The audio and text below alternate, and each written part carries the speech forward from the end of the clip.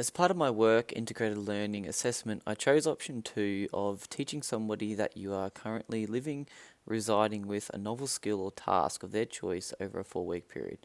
I am to encourage the individual to select a skill that is mindful of current COVID-19 restrictions in relation to travel and accessing specific equipment. Due to weather implications, changing of work hours and other factors, I was only able to deliver a 3-week program to my selected student. This student is a 24-year-old female with over 20 years experience in dancing, 10 years competitively and 1 year professionally. She is a qualified exercise physiologist and has over 3 years of experience as a group fitness instructor for Les Mills classes. When asked what novel skill she wanted to learn, she indicated that an aerial cartwheel is something she has never successfully completed before, even with previous attempts years ago. Before we started any sessions together, I got her to complete a SMART goals form to indicate to me what exactly she wanted to accomplish during our program. This could inform my teaching by giving me guidelines to measure her progress, performance, and motivation towards reaching completion of this novel skill. According to Chen 2015, there is research to prove that people should experience tasks that inspire them to embody interest and competence along with strategies to self-regulate their motivation to move. It is evident that this student is highly competent to attempt a novel skill of this difficulty, and with interest-based motivation involved, this is the learning sequence that would take place to help accomplish her goals.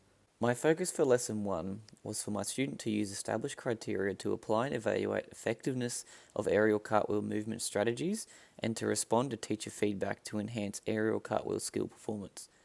These established criteria were given to the student as a self-assessment checklist where I assessed her ability to complete prerequisite skills that are essential before moving on to aerial mechanics. Examples of these include performing a normal cartwheel, performing a handstand, performing a one-handed cartwheel, and performing a round-off. After this, we went through the mechanics of an aerial cartwheel, looking at each step, including step 1, chest to floor, step 2, arm swing, step 3, kick back leg, and step 4, jump. Once each of these steps were broken down, we were able to complete a combination of these steps together, and by the end of this lesson, a whole skill of each of these steps. My focus for Lesson 2 was to keep pursuing similar learning outcomes as Lesson 1. However, I wanted to put an emphasis on refining the movement skills so she will be able to perform more consistently without as many errors.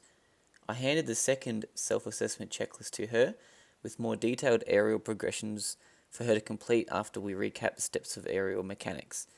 The progressions that we focused on for this lesson were pop cartwheels, diving cartwheels, a combination of both of these, so pop and diving cartwheels together, and variations of the mechanics to focus on her launch as she is launching into the cartwheel.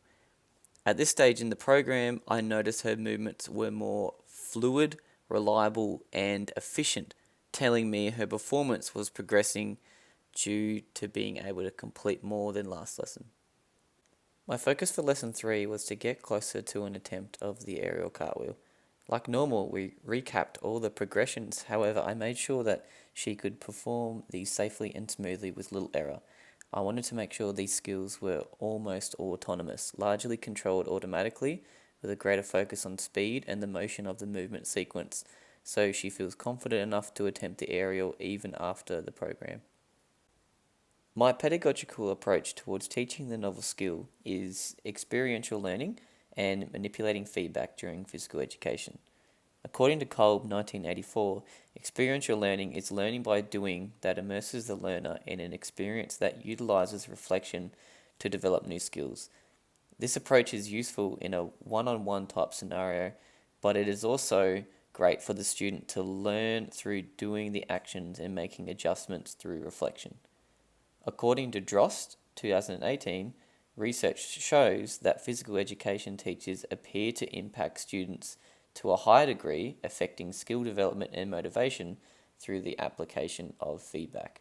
These are the reasons why I chose these two pedagogical approaches.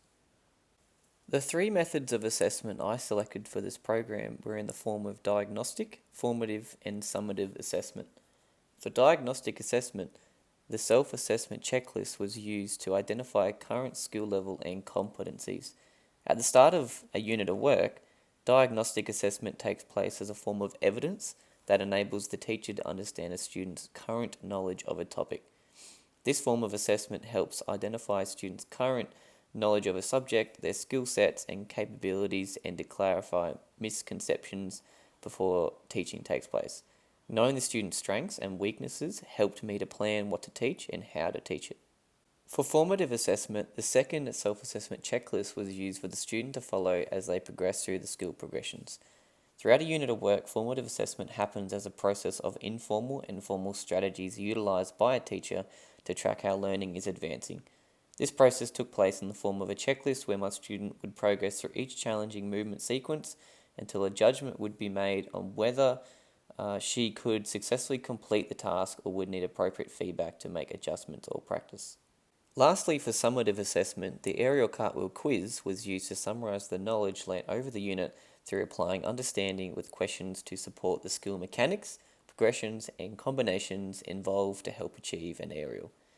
At the end of a learning cycle, summative assessment is a formal process that determines the scope at which a student has successfully achieved the desired learning outcomes. The strategy used to assess successful achievement of the desired outcomes of an aerial cartwheel was this quiz. This is a short but specific document where the focus is on the fundamentals of the whole skill and the sequence at which to complete the progressions, so the student can still practice her aerial after the program. Feedback was communicated to the student in the form of verbal and visual feedback. In week 1, I focused on using only verbal feedback, where I would correct mistakes and instruct the task for her to complete via the checklist. In week 2 and 3, I utilised technology with an iPad app called BAM Video Delay as visual feedback, where she could perform an aerial progression and make self-judgments to improve the skill.